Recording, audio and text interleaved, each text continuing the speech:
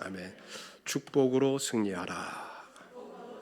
다시 한번 축복으로 승리하라.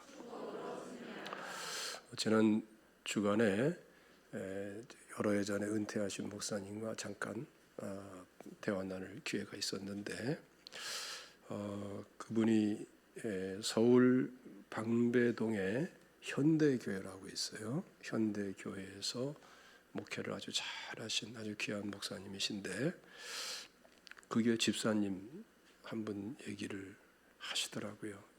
김동윤 집사님이라는 분이신데 이분은 이제 사업을 하시는 분이지만 참 신앙생활의 본이 되시는 분이에요.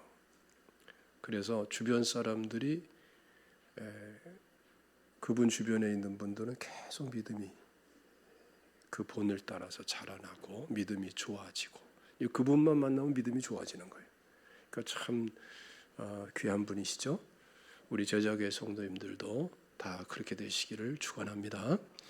근데 이제 이분이 그렇게 믿음 생활을 잘하니까 하나님께서 사업에 엄청난 축복을 주시는 거예요. 사업이 날이 갈수록 잘 되고 더 잘 되고 더 잘 되고. 근데 이분이 이제 기도하는 가운데에 결단을 했어요. 자기를 위해서 꼭 필요한 만큼만 딱 구분을 한 겁니다.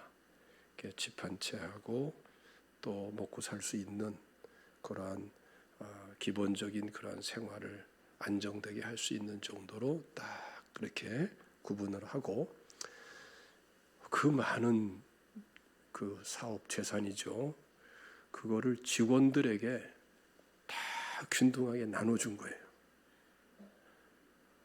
놀랍죠? 그걸 다 나눠준 거예요.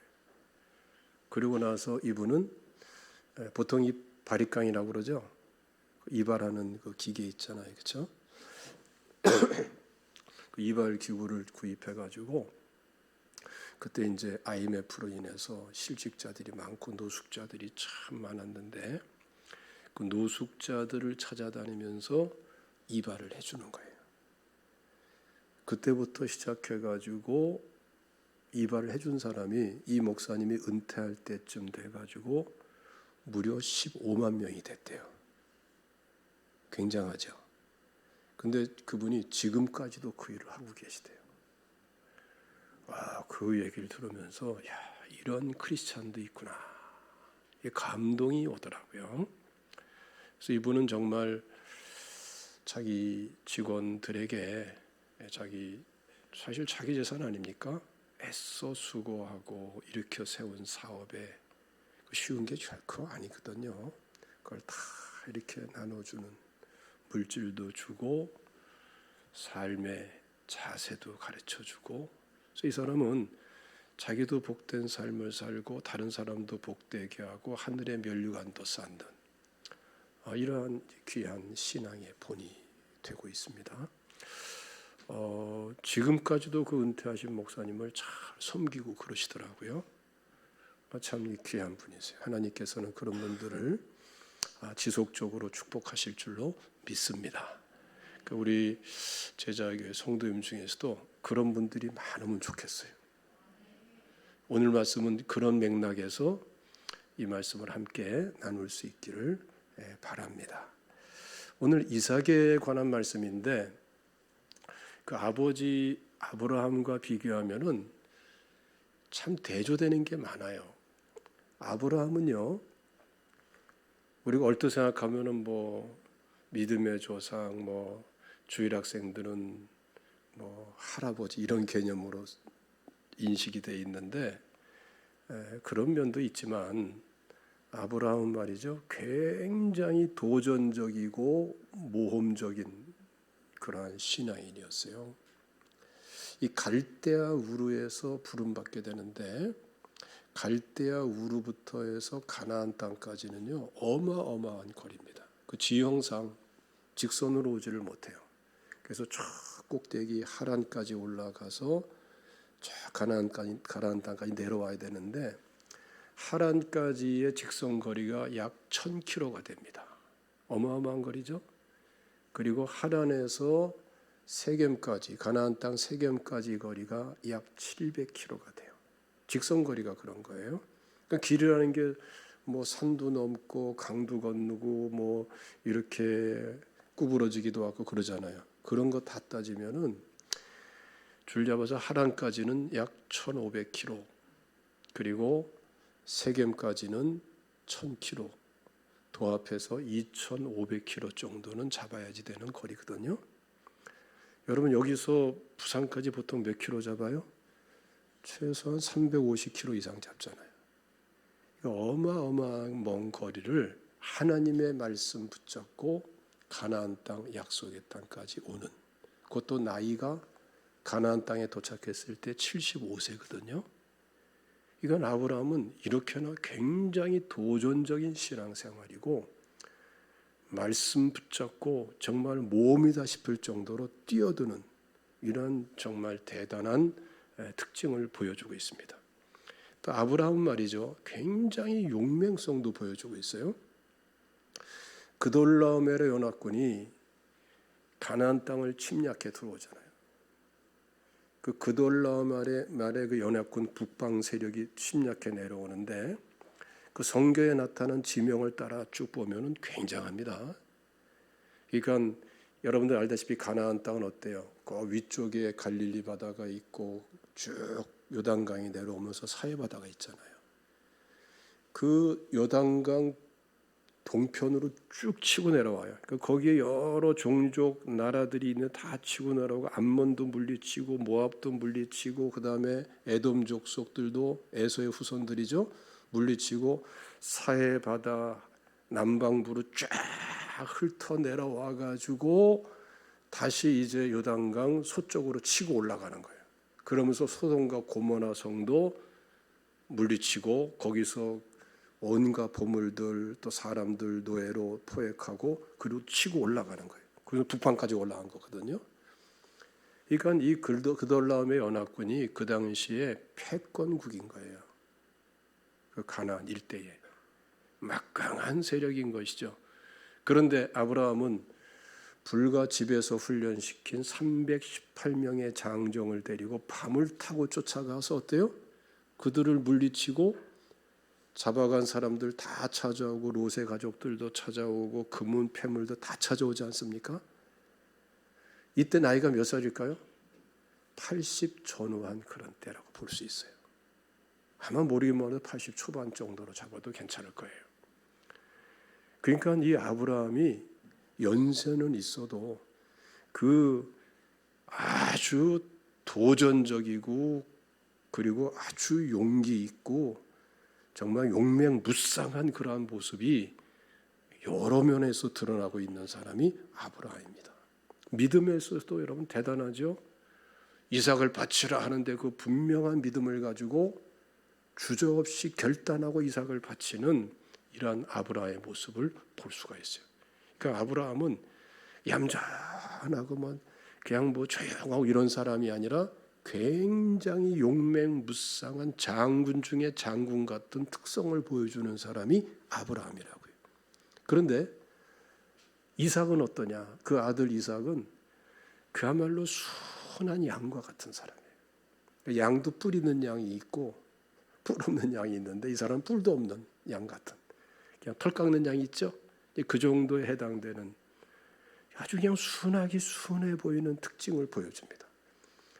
그래서 아브라함이 이삭을 바칠 때에 이삭의 나이가 최소한 중3에서 고등학교 그 정도 연령이거든요.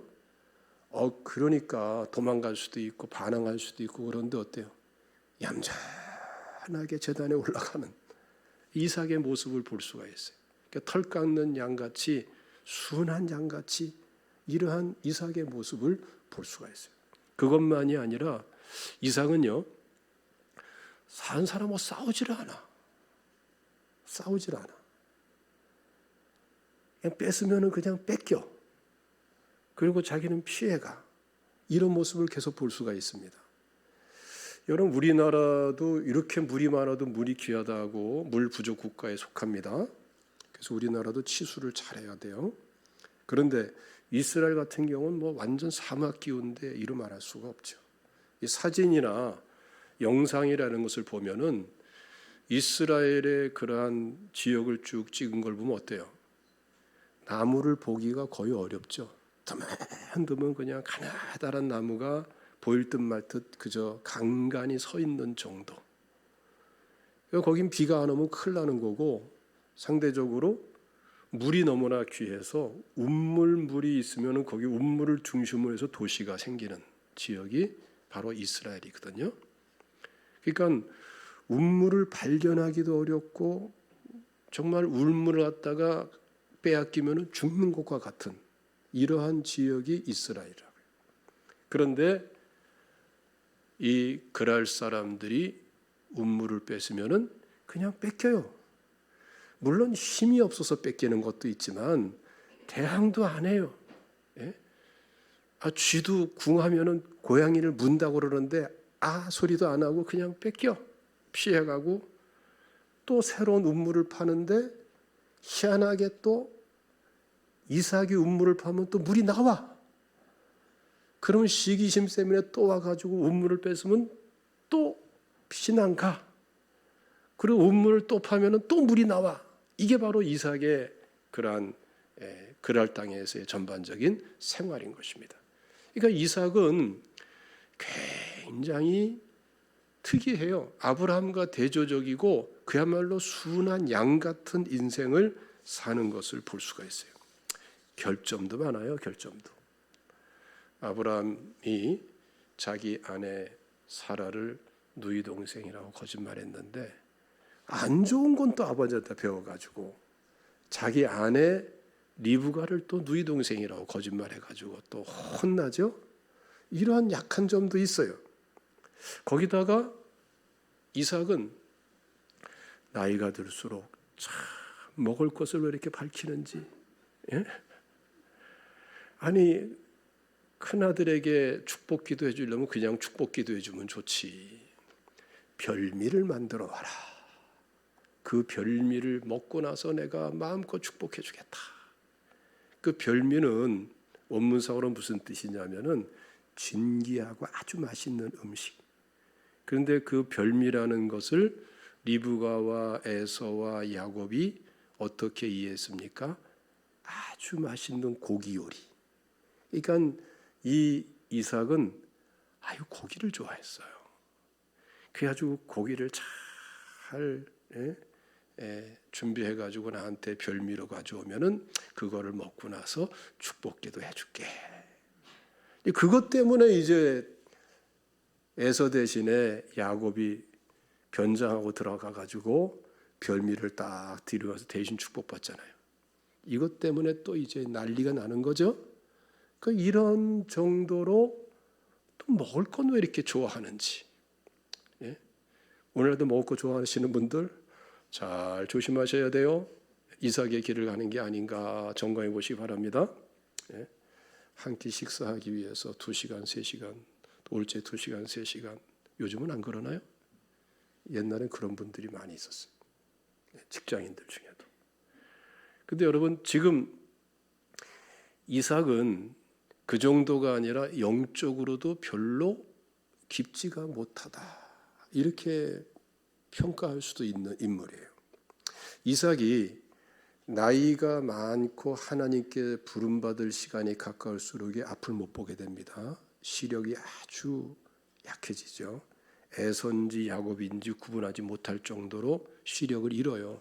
그런데 이삭만 그런 것이 아니라 그 아들 야곱도 노년에 그렇죠. 야곱은 참 얍삽하게 살아가지고 안 좋은 이미지가 참 많이 있습니다만은 그러나 나이가 들어갈수록에 야곱의 믿음은 깊어지고 영성이 깊어지고 육신의 눈은 앞을 못 볼 정도로 그렇게 어두웠지만 영안은 밝아진 사람이에요.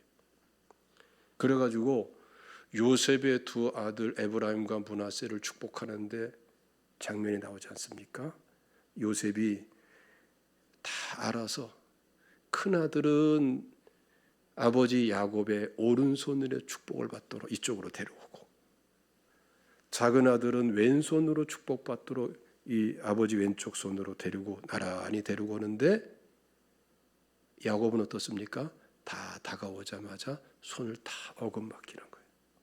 작은 아들에게 오른손으로, 큰 아들에게 작은 손, 왼손으로. 그러니까 요셉이 아버님 그게 아닙니다. 이쪽이 큰아들입니다.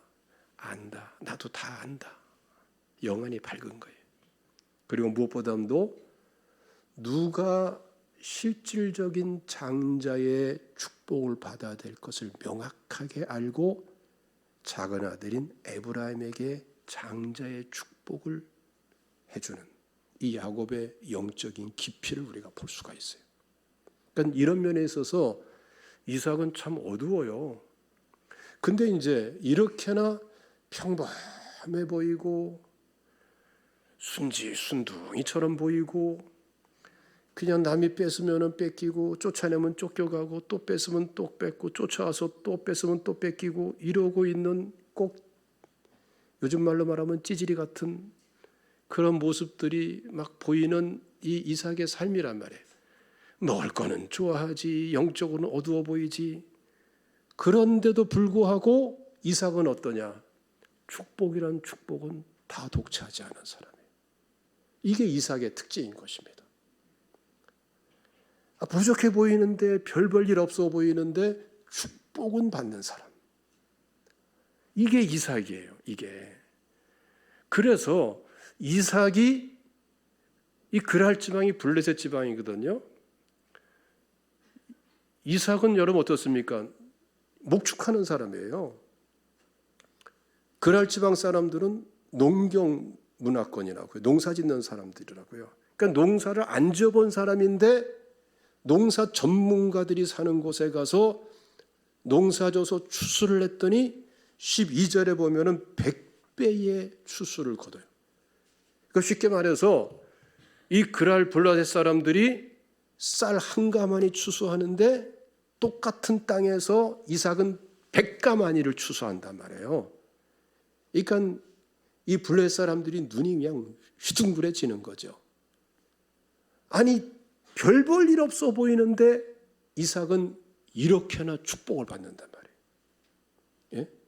이게 우리가 주목해야 될 중요한 점인 것입니다. 그리고 비록 힘도 없어 보이고 시기심 때문에 시비 걸어가지고 운물을 뺏고 내쫓으면은 그냥 운물을 뺏기고 찍소리 못하고 내쫓김 당해서 운물을 또 살아야 되니까 운물을 파는데 다른 사람들이 파면은 물이 안 나오는데 이삭이 파면은 물이 나와. 거기서 또 번성해. 또 시기심이 나가지고서 또 뺏으면은 또 도망가가지고서 피신 가가지고 운물을 파면은 또 물이 나와. 거기서 또 축복을 받아. 쫓아내면 쫓아내는 곳마다 가서 운물을 파고 운물을 파면은 물이 나오고 축복은 계속해서 이어지고 이게 바로 누구도 막을 수 없는 이삭의 축복 행진인 거예요. 할렐루야. 이걸 우리가 잘 이해해야 되는 거예요. 예?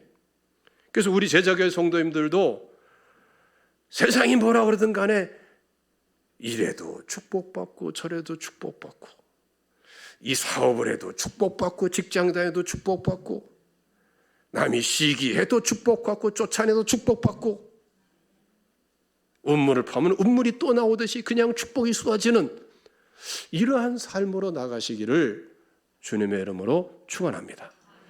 우리 또 한 가지 보면은 이삭은 말이죠.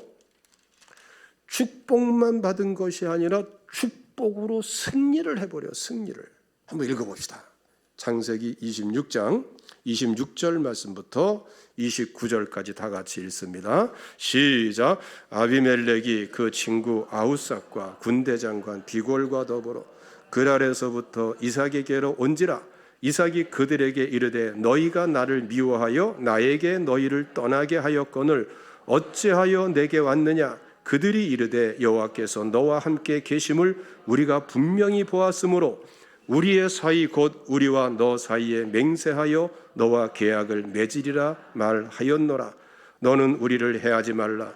이는 우리가 너를 범하지 아니하고 선한 일만 내게 행하여 내가 평안히 가게 하였음이니라. 이제 너는 여호와께 복을 받은 자니라. 아비멜렉이 어떤 사람이에요? 블레셋 왕. 블레셋 왕에 대한 고유 명칭이거든요. 애굽의 왕에게 바로가 고유 명칭이듯이. 그러니까 왕이 자기 군대 장관 비골까지 대동하고 또 군대까지 이끌고 찾아온 거예요. 일개 한 가정의 가장인 이삭을 찾아온 거예요. 비록 아무리 부자라 하더라도 한 가문이고 한 가정이잖아요. 한 개인이잖아요. 이 아비멜렉은 한 나라의 왕이고 이런 사람이 찾아와 가지고 뭘 얘기합니까? 28절에 기가 막힌 말씀을 하죠. 여호와께서 너와 함께 계심을 우리가 분명히 보았으므로. 이게 기가 막힌 말씀이에요. 그렇죠? 그동안에 일어난 일은 뭐예요? 아니 빼앗기고 피난 가서 우물 파고 또 뺏으면 또 빼앗기고 또 도망가 가지고 저 뭐 쫓겨나 가지고 거기서 또 우물 파고 그거밖에 없는데 뺏긴 것, 손해 본 것, 피해 본 것, 당한 것, 억울한 것 이거밖에 없어 보이는데 그런데 블레셋 사람들 심지어는 왕에게까지도 다시 말하면 왕으로 비롯해서 블레셋 사람들 전체, 그랄 사람들 전체에게 보이는 게 뭐냐? 야, 이삭은 하나님께서 함께하는 사람이다. 이게 보였다는 거예요. 그걸 지금 얘기하는 거예요.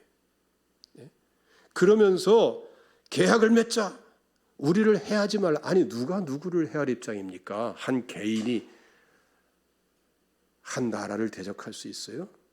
그런데 우리를 해하지 말도록 계약을 맺자 할 정도로 하나님이 함께 하시는 것이 이들에게 두려움이 몰려올 정도로 강하게 각인돼 버린 거예요.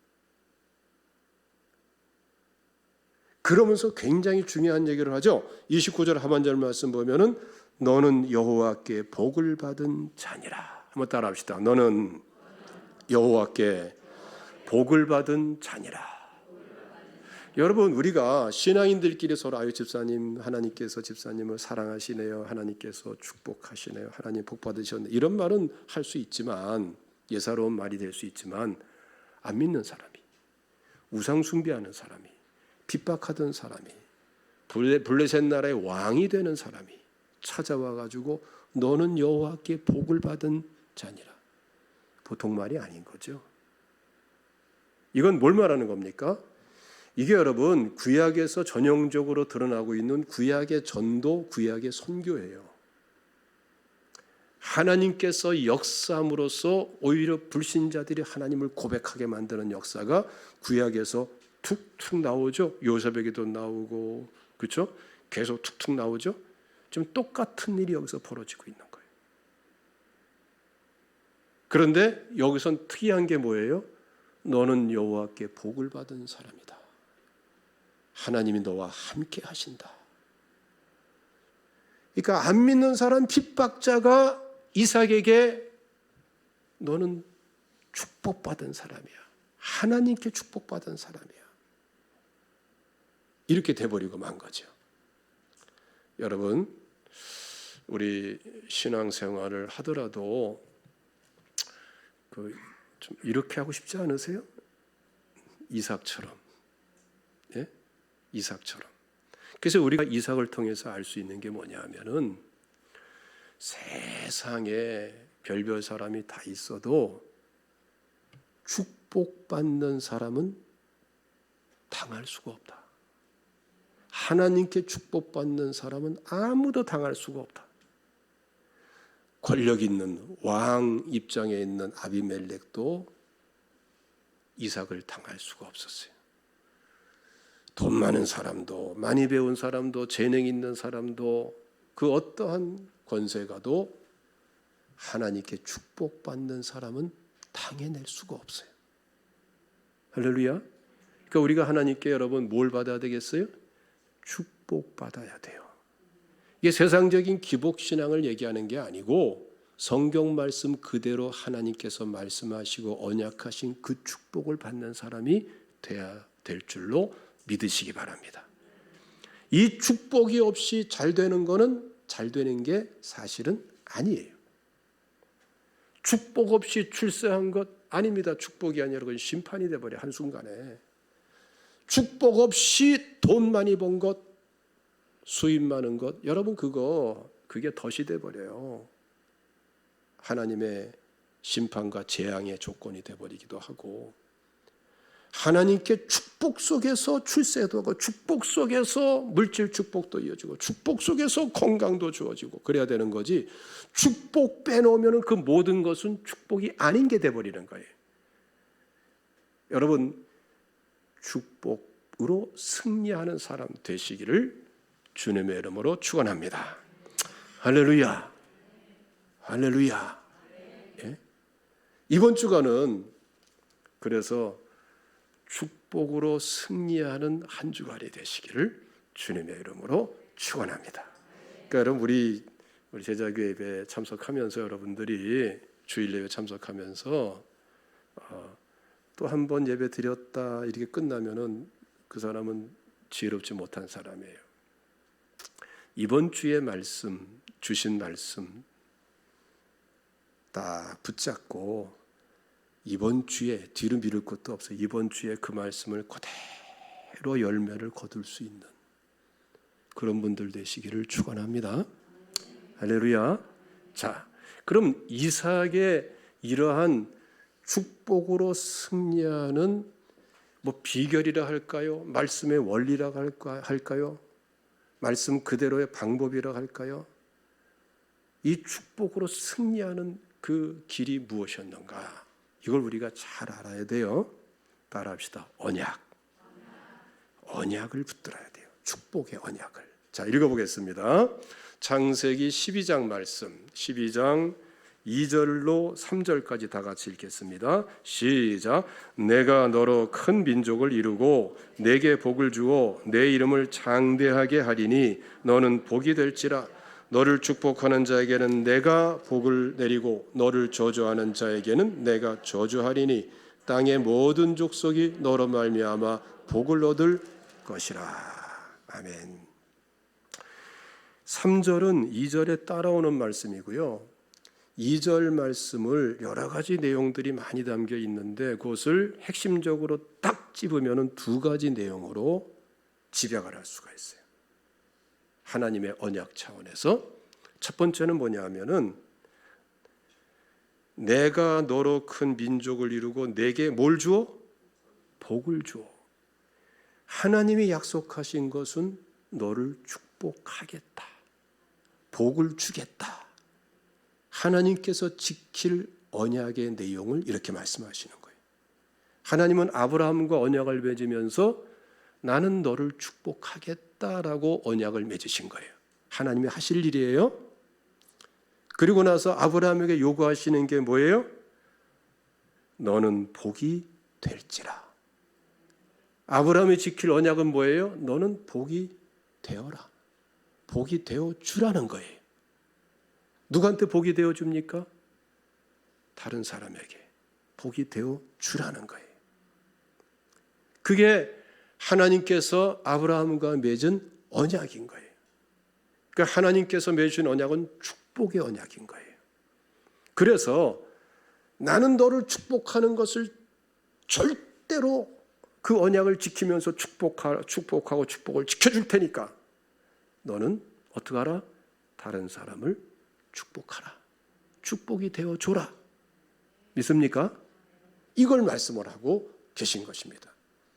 그리고 이 축복은요, 우리가 성경 전체를 쫙 맥을 따라서 보면은 이 축복은 무엇을 기반으로 하고 있냐 하면은 영혼 구원, 복음 전도를 기반으로 하고 있어요. 복음을 전하고 구원받고 나서 구원받은 하나님의 자녀들에게 하나님의 상속자여 그리스도와 함께한 상속자로서의 축복이 임하도록 하나님이 역사하시는 거예요.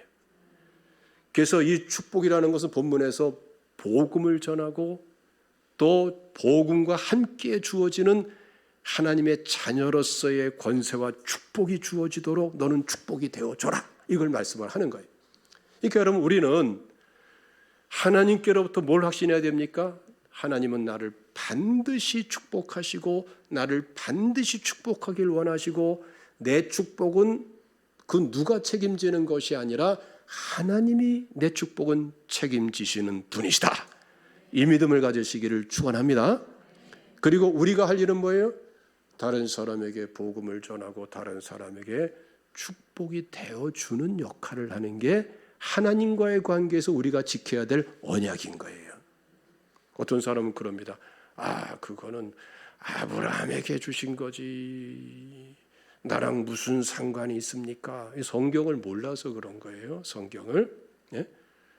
이 아브라함이 주신 언약은, 축복의 언약은 이삭에게 이어지고 야곱에 이어지고 이스라엘 백성들에 이어지고 오늘날 우리까지 그대로 이어지는 거예요. 자, 우리 말씀을 찾아야 되겠죠? 갈라디아서 3장 29절 말씀 다 같이 읽겠습니다. 시작. 너희가 그리스도의 것이면 곧 아브라함의 자손이요 약속대로 유업을 이을 자니라. 우리에게 그대로 해당되는 거죠? 우리가 언약의 당사자가 된 거예요. 예수 믿고 구원받았기 때문에. 믿습니까? 자, 우리 3장 7절도 읽겠습니다. 갈라디아서 시작. 그런즉 믿음으로 말미암은 자들은 아브라함의 자손인 줄 알지어다. 믿습니까? 자, 9절도 읽겠습니다. 시작. 그러므로 믿음으로 말미암은 자는 믿음이 있는 아브라함과 함께 복을 받느니라. 믿습니까? 그럼 여기서 말하는 믿음이 어떤 믿음이냐? 아브라함이 주신 언약 그대로 믿는 믿음. 하나님 뭐라고 그랬어요? 내가 너를 축복하겠다. 이건 내가 너에게 대해서 할 일이다. 언약이다. 너는 다른 사람에게 축복이 되어 줘라. 우리가 지켜야 될 언약은 다른 사람에게 복이 되어 주는 거예요. 그래서 복음 전도가 중요하고 생활 속에서 어떻게 다른 사람에게 축복이 되어 주는 삶이 귀한 거예요. 믿습니까? 이럴 적에 어떤 역사가 일어납니까? 이삭과 같은 역사가 일어나는 거예요. 지금 우리가 앞에 나눴듯이 이삭이 용맹합니까? 아니에요. 무슨 실력이 대단합니까? 권력이 있습니까? 지혜와 지식이 탁월합니까? 백그라운드가 있어요? 아무것도 없어요. 아무것도 없어요. 오히려 그냥 찌질이. 뺏으면 뺏기고 저리 가 그럼 저리 가고 또 우물 파고 그것만 보면 아주 보잘것없는 사람처럼 보이는데 이상하게 이삭에게 하나님께서는 세상이 깜짝 놀라고 하나님께서 함께 하신다고 고백하고 증언할 수밖에 없도록 하나님께 복을 받은 사람이라고 그 왼수 같은 사람들이 실토할 수밖에 없도록 증언할 수밖에 없도록 엄청난 축복을 계속 받는 거예요. 계속 축복으로 승리하는 사람이 돼버려요. 할렐루야. 그러면 이 이삭에게 뭐가 있었어요? 아브라함에게 주신 그리고 자기한테 승계된 축복의 언약을 충실하게 지켜나가는 믿음이 있었단 말이에요. 이 믿음을 이번 주간에 그대로 기도하면서 실천하세요. 할렐루야.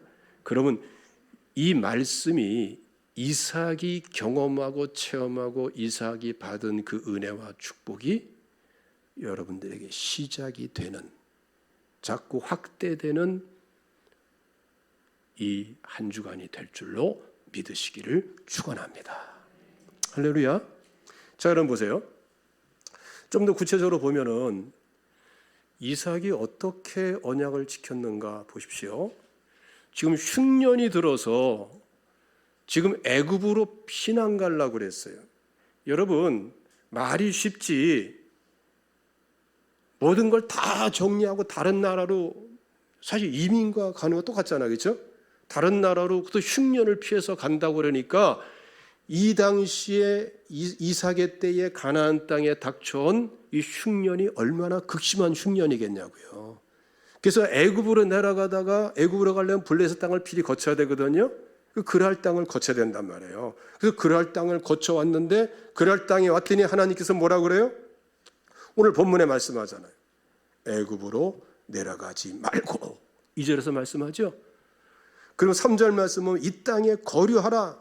그러면 내가 너와 함께해서 내게 복을 주겠다. 하나님 말씀이 딱 떨어지니까 흉년이고 뭐고 그냥 기하고 뭐고 죽으나 사나 나는 여기서 있겠다. 모든 계획을 다 접어버리고 가나안 땅에 머물 줄 아는 믿음의 사람이 바로 이삭이란 말이에요. 그랬더니 하나님께서 그 흉년 속에서 블레셋 사람들과 농사를 짓는데 100배, 농사 경험도 없는 사람이 100배의 수확을 거두게 하세요. 축복하시는 거죠. 이게 바로 이삭의 비결인 거예요. 하나님 말씀대로 그냥 나가는 거예요. 할렐루야. 뿐만 아니라 보세요. 이 블레셋 그랄 사람들이 운물을 뺐습니다. 보면은 4차례씩이나 운물을 뺏겨요. 나중에 브엘세바까지 갑니다. 자, 그런데 이때마다 나오는 내용이 뭐냐 하면은 다투었다는 말이 나와요. 다투었다는 말이. 그런데 뭐 시간 관계상 뭐 지금 다 보진 않겠습니다만은 다툼이란 말이 계속 나와요. 몇 차례. 지금 20절에도 나오고 또 22절에도 나오고 하여튼 또 14절 보면 시기하고 운물을 메우고 뺏고 막 다툼의 현장들이 이루어지는 거예요. 그럴 수밖에 없겠죠. 그런데 이 본문 내용을 조금 더 사실적으로 구체적으로 보면은 그 다툼이 어떤 다툼이냐라는 걸 볼 수 있어요. 이삭이 다퉜다는 게 아니에요. 블레셋 사람들이 운물을 뺏고 내쫓아내기 위해서 지들이 다툰 거야. 이삭은 다툰 적이 없어요. 그 다툼의 현장에 있었던 이삭의 종들은 그 다투니까 또 뺏고 내쫓으니까 피해자로서 거기서 엉켜서 쫓겨나는 그 과정은 있었겠죠. 내용상으로 보면 다투는 자는 블레셋 사람들이었지 이삭이 아니라고요. 그러니까 이삭은 다투질 않았어요. 이삭은 그 현장에 나오지도 않아요. 뺏으면은 차라리 뺏기고 쫓아내면은 쫓아가고 다시 운물을 파고 거기서 또 다시 축복이 시작되고 희한한 현상이 나타나고 있는 거죠. 그러니까 여러분 지금 이삭은 얼뜻 생각하면은 찌질이처럼 보이지만 단순 피해자처럼 보이지만 힘없어서 뺏기는 사람처럼 보이지만 그 속에는 뭐가 시행되고 있었어요? 하나님께서 아브라함에게 맺어주시고 자기한테 승계시켜준 그 언약이 실천되고 있는 거예요. 어떻게 실현됩니까? 축복이 되어주는 역할을 하고 있는 거예요. 잘 들으세요, 여러분. 우리가 축복이 되어줄 때에 주로 어떤 때 되어주고자 합니까? 나를 알아줄 때, 인정해줄 때, 최소한 좋게 대해줄 때, 좋아 더 인심 써가지고 그냥 서로 그냥 화목해라도 할 때, 최소한 나한테 피해를 안 입힐 때, 속상하게도 안 했을 때, 그때 축복이 되어주는 게 정당하다고 생각하는 게 일반적인 크리스찬들의 사고방식이에요. 그러나 성경은 사실은 그렇지가 않아요. 이삭을 보세요. 자기한테 잘해줄 때 축복이 되어줬습니까? 아닙니다. 뺏길 때, 쫓아낼 때 축복의 역할을 놓치지를 않는 사람이 이삭의 믿음의 특징인 거예요. 할렐루야. 여러분 이건 성경 전체에 쭉 사실은 계속 맥을 이어서 말씀하는 내용인 것입니다. 읽어봅시다. 베드로전서 2장 말씀, 베드로전서 2장 20절 말씀 다 같이 읽습니다. 시작. 죄가 있어 매를 참고 맞으면 무슨 칭찬이 있으리요. 그러나 선을 행함으로 고난을 받고 참으면 이는 하나님 앞에 아름다우니라. 우리는 억울한 일이 없어야 축복이고 손해보는 일이 없어야 은혜고 오히려 적게 노력하고 크게 보상받아야 이게 축복이고 하나님의 사랑이고 이렇게 이해하기를 좋아해요. 그런데 그런 수준으로 살아서는 그런 식으로 안 믿는 사람과 똑같은 큰 잣대 저울 가지고서 살아서는 나은 게 없어요. 하나님의 축복의 언약은 그런 환경 속에 주어지는 게 아니에요. 오히려 내가 잘했는데 오히려 손해보는, 내가 옳았는데 내가 오해받는, 내가 위해 줬는데 도와줬는데 피해가 되고 있는 그 현장, 그 시점, 그 상황 속에서 축복이 되어주고 있는가? 하나님은 이거를 묻고 계신 거예요. 이거를. 그래서 죄가 있어 매를 맞고 참으면 무슨 칭찬이 있느냐? 잘못했으면 당연한 거 받는 것이지. 근데 선을 행했는데 고난을 받아. 근데 참아 인내해, 사랑해, 이해해, 포용해, 축복이 되어줘. 그게 아름다운 거래요. 축복이 합당하다는 거예요. 그러니까 그리스도인들의 기준은 세상과 다른 거예요. 불신자와 다른 거예요. 그렇기 때문에 세상에 비치고 소금인 거예요. 그래서 성령이 역사하고 하나님께서 개입하시는 거예요. 하나님께서 불가항력적인 축복을 그래서 베풀어 주시는 거예요. 하나님은 언약을 성취하신 분이십니다. 여러분 단순하게 윤리, 도덕적 상식전에서 그 수준에서 살지 마십시오. 그거 아주 지혜롭지 못한 거예요. 하나님과의 관계에서 하나님의 말씀의 원리, 복음에 합당한 원리를 가지고 여러분들의 삶을 재해석할 줄 알아야 돼요. 지금 이런 일이 벌어지고 있지만 내가 하나님 앞에 지켜야 될 믿음은 뭐냐? 축복이 되어주는 거다. 피해만 바라보지 말고 하나님을 바라보고 하나님의 언약을 바라보고 이 피해, 이 손해, 이 억울함, 이 답답함의 현장에서 내가 어떻게 축복의 역할을 해줄까를 놓고 기도할 수 있는 게 그게 그리스도인이에요. 사실은 기도하다 보면 성령께서는 그렇게 이끌어 가시죠? 말이 필요 없는 거예요. 믿습니까?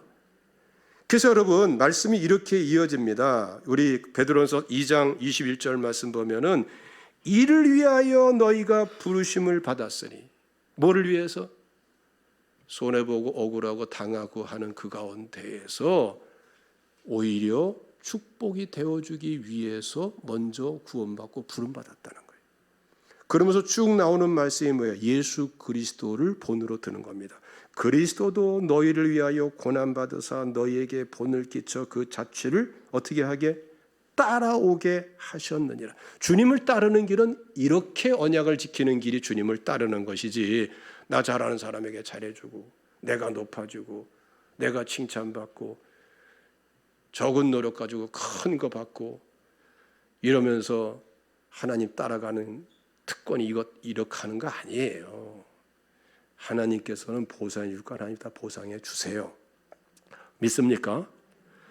그래서 보세요. 23절 말씀 보면은 22절 말씀부터 읽어볼까? 23절까지 시작. 그는 죄를 범하지 아니하시고 그 입에 거짓도 없으시며 욕을 당하시되 맞대어 욕하지 아니하시고 고난을 당하시되 위협하지 아니하시고 오직 공의로 심판하신 이에게 부탁하시며, 다시 말하면은 이렇게 살도록 본을 보였다는 거예요. 우리는 이 본을 따라가야 된다는 거예요. 이게 바로 뭐예요? 아브라함의 언약 속에 담겨 있는 우리 쪽에서 지켜야 될 축복의 언약이래요. 이것을 통해서 하나님은 우리를 축복할 뿐더러 다른 사람을 축복하고 구원하시는 분이 하나님이세요. 믿습니까? 24절 들고 옵시다. 시작. 친히 나무에 달려 그 몸으로 우리 죄를 담당하셨으니 이는 우리로 죄에 대하여 죽고 의에 대하여 살게 하려 하심이라. 그가 채찍에 맞음으로 너희는 나음을 얻었나니. 25절. 너희가 전에는 양과 같이 길을 잃었더니 이제는 너희 영혼의 목자와 감독 되신 이에게로 돌아왔느니라. 24절에서는 예수 그리스도의 이 대속적 삶을 통해서 우리가 치유받았다는 걸 증언하고 있고 우리가 하나님께로 돌아오게 됐다는 걸 증언하고 있는 것이고 이 본을 따르라는 거예요. 그러니까 우리가 대속적으로 우리가 오히려 축복하면서 살 때에 영혼 구원도 일어나는 것이지, 팽팽하게 맞서가지고 요만큼도 양보 안 하고 손에 보면은 이건 비진리고, 아니 그런 진리가 어디 있어? 옳고 그르니 아주 그냥 악착같이 따지고, 그래 가지고서 어떻게 영혼 구원하겠고 어떻게 치유 역사가 일어나겠어요? 그렇죠? 하나님의 축복의 언약의 원리로서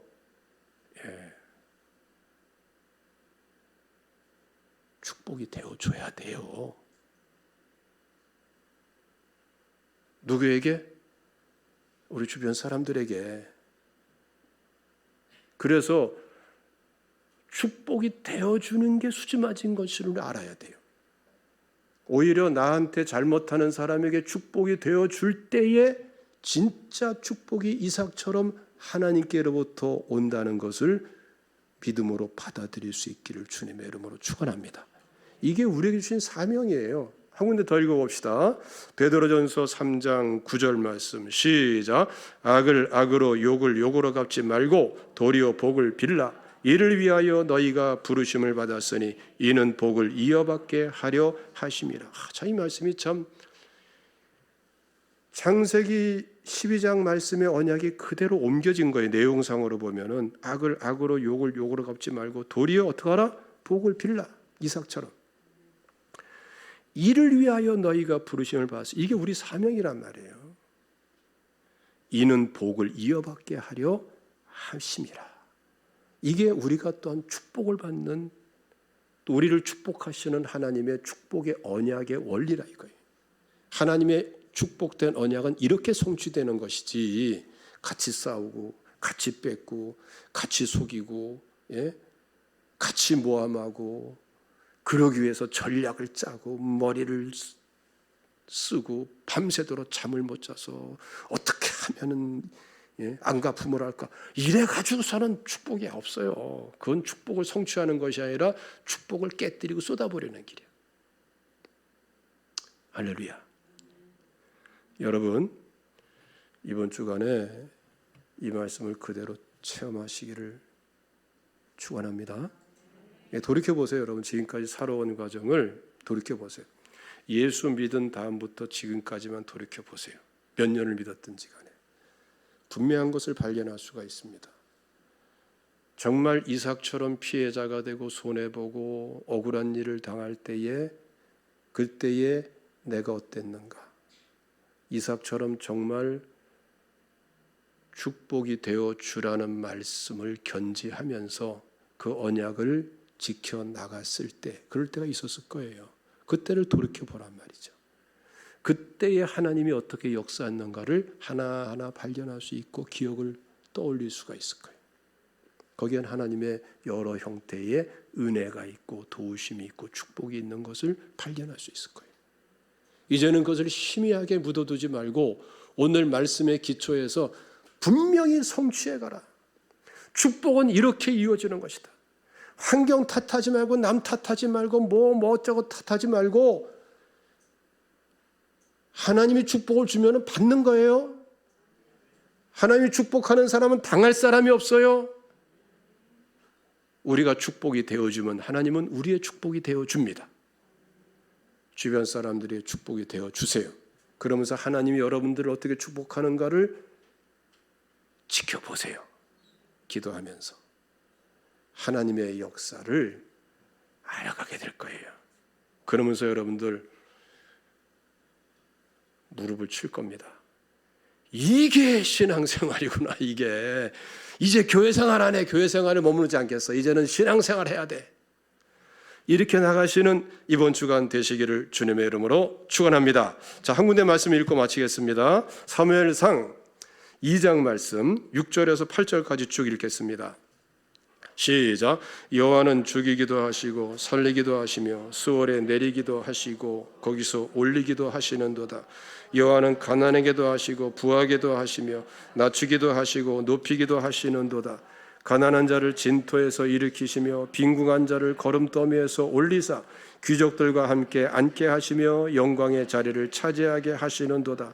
땅의 기둥들은 여호와의 것이라 여호와께서 세계를 그것들 위에 세우셨도다.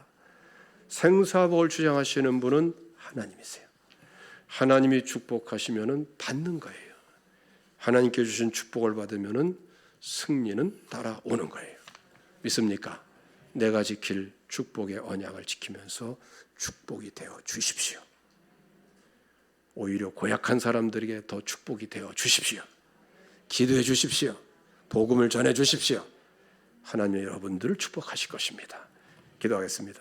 주님 감사합니다.